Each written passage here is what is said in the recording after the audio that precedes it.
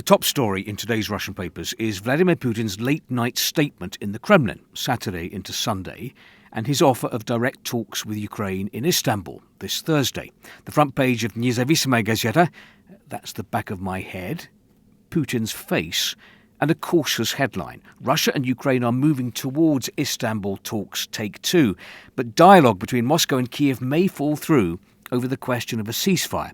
Moscow is saying talks first, possible ceasefire later. President Zelensky and European leaders are demanding a 30-day ceasefire first and then talks, and threatening new sanctions against Russia if it doesn't agree. The general conclusion of the pro-Kremlin press is that with his proposal, President Putin has outplayed Ukraine and Europe. And so you get comments like this in Komsomolskaya Pravda. Russia's president has shown Zelensky how to outplay your opponent.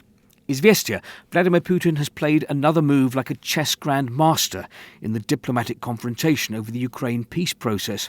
His proposal to begin talks immediately in Istanbul with no preconditions pulls the rug from under the Kiev regime and its sponsors who are trying to eviscerate the peace process, says Vice-Rector of the Diplomatic Academy, Oleg Karpovich.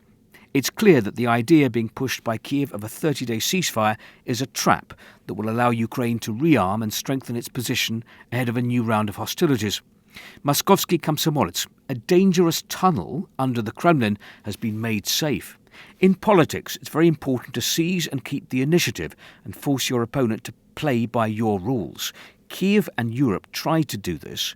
In tandem, they set Moscow an ultimatum to which they thought Putin could only say no. Then he'd be caught in a trap. Moscow's refusal to sign up to an immediate ceasefire was supposed to have destroyed contacts between Russia and America, healed the division within the collective West, and returned the settings of the Ukraine conflict to the Biden-era ones.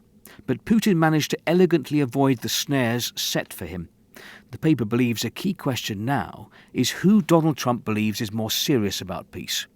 Trump is like a spoilt teenager, demanding, with an ultimatum, that his parents buy him a new iPhone, but refusing to even think about where they'll find the money.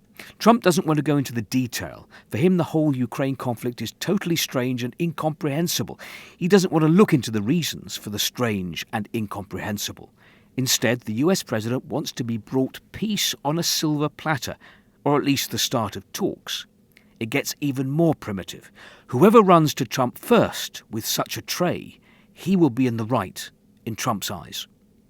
Kommersant writes about the event in the Kremlin late on Saturday where Vladimir Putin announced his proposal for direct talks.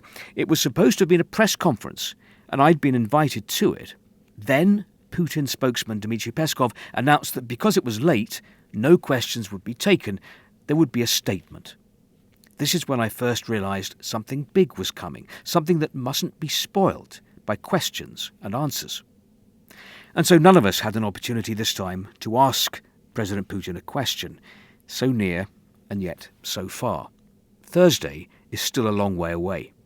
Will there be talks in Istanbul? And if so, who will take part in them? Will they bring peace any closer? Lots of questions, fewer answers.